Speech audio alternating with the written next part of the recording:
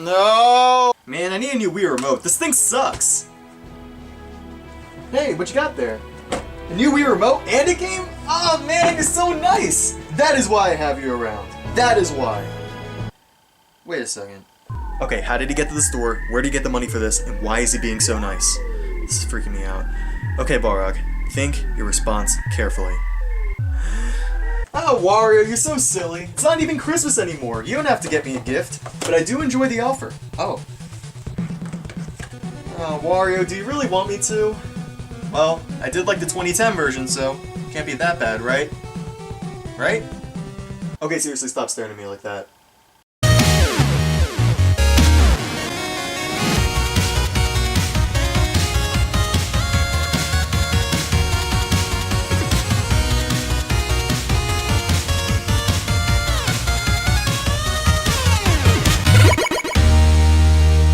BNGR.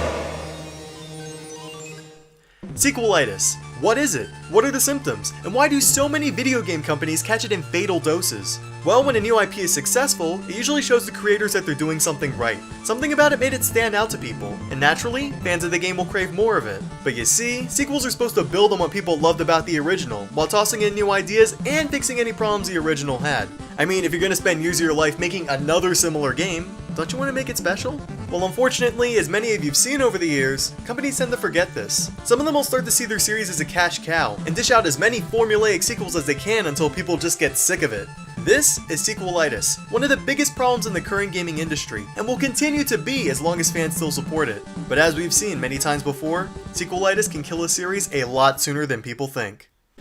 So today, I have a very rare opportunity. Before I even play this game, or it's eventually confirmed by Sega, it's very likely that this game will be the last entry in the Mario and Sonic Olympics series as we know it. How am I so sure?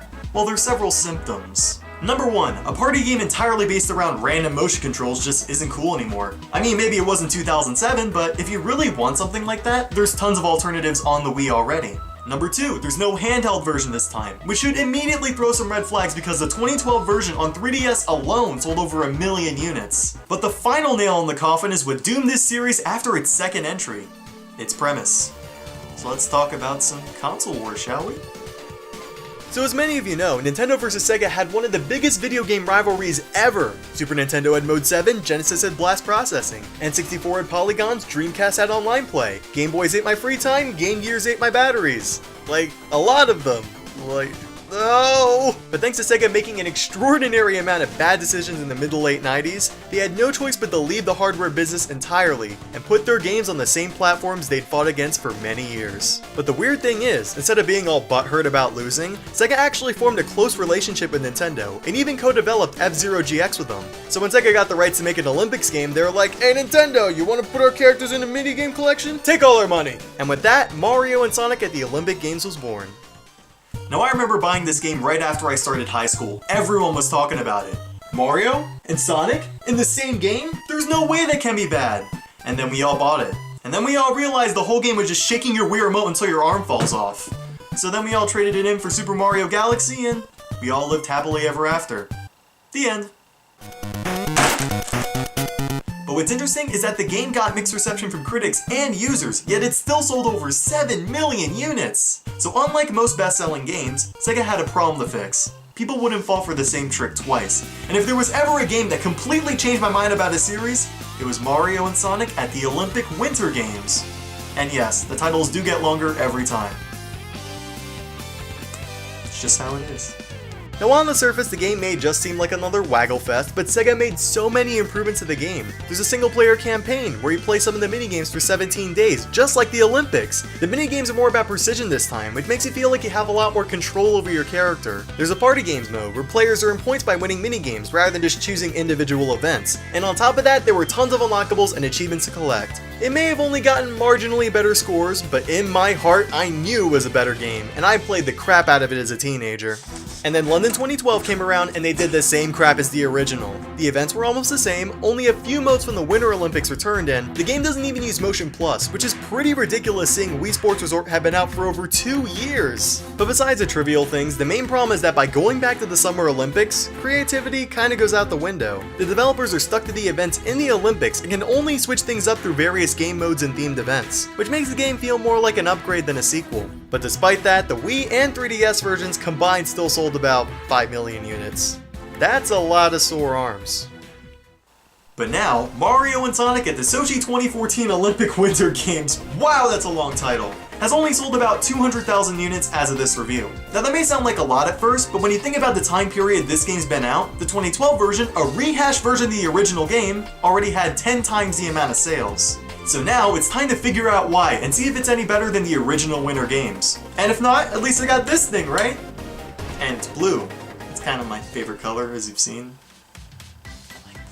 Alright, so when you start up the main menu, there's 5 different game modes to choose from. But for continuity's sake, I'll start with the single events. In this mode, you have all the minigames at your disposal, 16 somewhat normal takes on the Olympics, and then 8 dream events, which are pretty much just extremely creative versions of the regular events. After that, you have 20 characters to choose from, which all have their pros and cons laid out for you, and shows who's better at certain events. For a minigame collection, it's all pretty organized and put together in a simple layout, but it does kinda suck that the character roster hasn't changed at all. Anyway, to make things easier to explain, the games fall under 6 categories: skiing, shooting, snowboarding, skating, bobsleighing, and curling.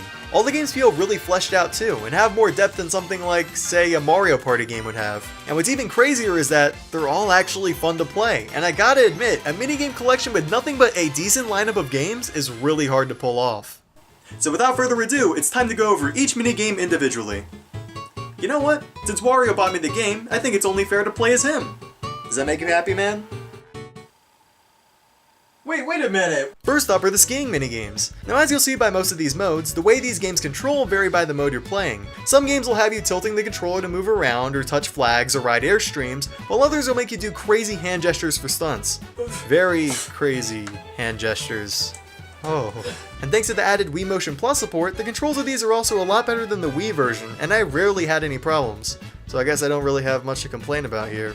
Second up is shooting, which is featured in the biathlon stage. Pretty much what you do here is ski up and down hills while maintaining your stamina, and shoot some targets as you progress in the event. It's kinda cool, but there's one major problem. In the single player, it makes you switch between the Gamepad and the Wiimote twice. And yes, they do give you time to switch, but it's a pain in the butt, and I actually hit myself in the Megastones while switching between the two. It's a pretty bad design choice, but after the initial pain, I still found it quite fun.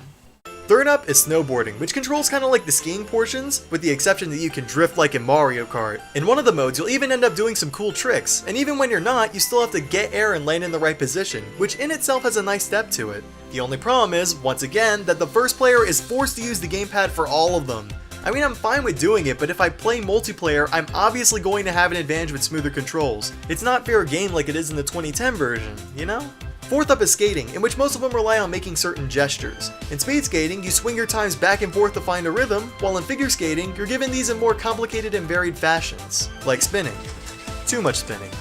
As a fan of rhythm games, I really enjoyed swinging around to the beat and getting high scores, so I had a lot of fun with these games too.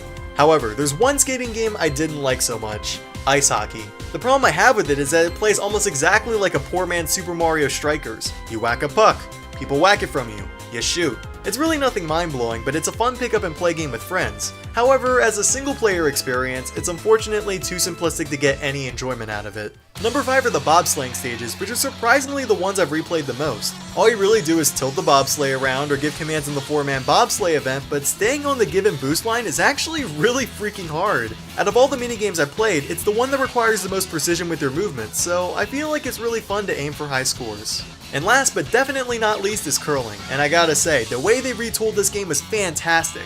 Not only can you draw up your plan on the gamepad, but the controls felt great, and trying to hit your opponent's stones can get pretty intense.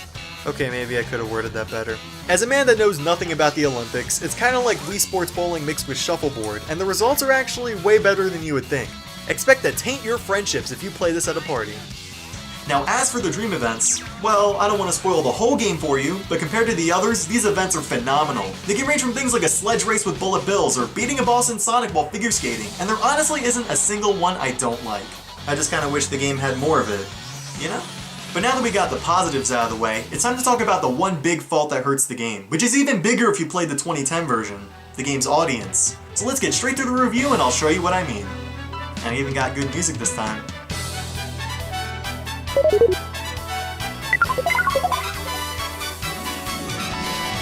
First up is fun. Mario and Sonic at the Sochi 2014 This game can be very fun in both single player and multiplayer, under certain circumstances. You see, Mario and Sonic as a series dug itself a nice hole between simple minigames and full-fledged minigames. They're too hard to learn without a 3-minute tutorial, but too shallow to play for long periods of time. Throw in the fact that most games only have a single stage, and you've got a game with fun gameplay but no replay value. And for people who played the 2010 version, these problems are exponentially worse. I played a lot of these minigames before, and there's not enough content to keep me occupied for long. As a result, I've only played about 10 hours of this game, and that was way past after I stopped enjoying it. I mostly just did it for footage. Cause I love you guys. As for the multiplayer, this turns into an even bigger problem. If you're playing the game with other friends and you have to sit through a stinking tutorial to understand the game, your friends probably aren't going to have the patience to play it. This is also a problem in the 2010 version, but with even longer tutorials this time, the 2014 version fails unless your friends are freaking saints. And lastly, this audience problem infects all the other modes. Medley Mania, which is exactly like the party games mode from the 2010 version, it's just as hard to get through as the single events. The Action and Answer Tour is a mixture of a game show and the previous minigames, and they're honestly a complete drag. There's some interesting twists on the game, like finding faces and curling or memory games on the slopes, but the slow structure of them just kills it. And to top it off, the hosts Orbot and Cubot have some pretty horrible dialogue, and it just drags on and on and on, and you wish you could just skip it to get to the game. I can't picture anyone playing this mode over the party games mode, which already has its own problems. Even the single player campaign, Legends Challenge, is literally just the same minigames, except you face mini-bosses and rivals every once in a while. Oh, and you face off shadow versions of yourself. Really creative, right? At least you unlock Mii outfits in this mode, so I guess the game does give you incentive to play it, but there's a severe lack of creativity here. And how could I forget the last mode, Worldwide Versus, which only consists of 4 modes. Now the Champion Race one is a complete blast, and I didn't even notice any lag in it, but like the others, it's only one course, and you're gonna get sick of it very fast. The rest of the online modes are just races too, so they're just pretty forgettable in my opinion, and it's kinda hard to find people online. But we're not done. The final blow to this game, once again, is the Gamepad. The way Sega utilized it was so poor that I wouldn't be surprised if they just slapped it together in the last few weeks. Every time you get a gold medal, you have to go through an unskippable winner cutscene where you're asked to post on Miiverse as well as take a stupid picture of yourself. It's seriously annoying when you just want to retry a stage and SPO's blankly staring you down. Oh.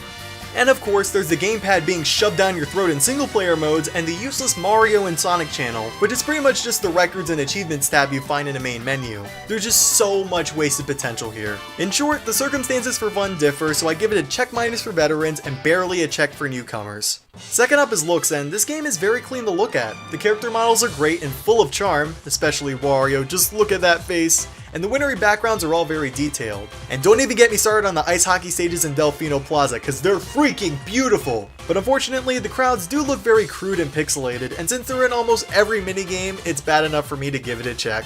Third up is sound, and it's decent. You got your Olympic-like tunes, and of course your remixes from Mario and Sonic games, and I gotta say, they did a really good job with some of these. Unfortunately, some of the Olympic songs are a bit bland though, so this gets a check from me as well. And fourth up is length, and it depends. If you play the 2010 version, all you pretty much have is online play, a few new modes, tons of achievements to unlock, and 8 dream events, which means about half of the content is recycled for you. If you're a newcomer though, you have a decent amount of content, but a shortened single player experience and a slow party experience. So just like fun, this gets a check minus for veterans and a check for newcomers. In conclusion, Mario and Sonic at the 2014, okay, I'm not saying that again, is a good game, but millions of people have already played it before. Sequelitis has not been kind to this series at all, and it's obvious Sega Sports had no idea what they were doing with the gamepad, nor finding ways to differentiate itself from the previous games. Yes, the game can be very fun in short bursts, but even London 2012 did a better job at remaking their previous game, which is saying a lot. Unless you're like me and got it for the free Wii Remote, which is actually US only anyway, there's really no reason for a veteran to choose this over the 2010 version, and as a result has effectively put the series on life support. But if you're new to the series and really want to play with your favorite mascots in HD, well, you should still be in for a pretty good time. Whew! So with that said, this game gets, you guessed it, a check for newcomers and a check minus for veterans. Oh, hey Wario! Sorry man. I'm sorry you didn't get me the Christmas gift that you hoped for, but at least we spent time together, right? And that's what the holidays are all about, spending time with the people you care about. And you know, maybe I've been too harsh with you in the past. My New Year's resolution is to be nicer to you. Oh wait, Wario, is that my wallet? You bought me my own Christmas gift with my own money? You're dead. You're dead, man, Wario! Oh my god.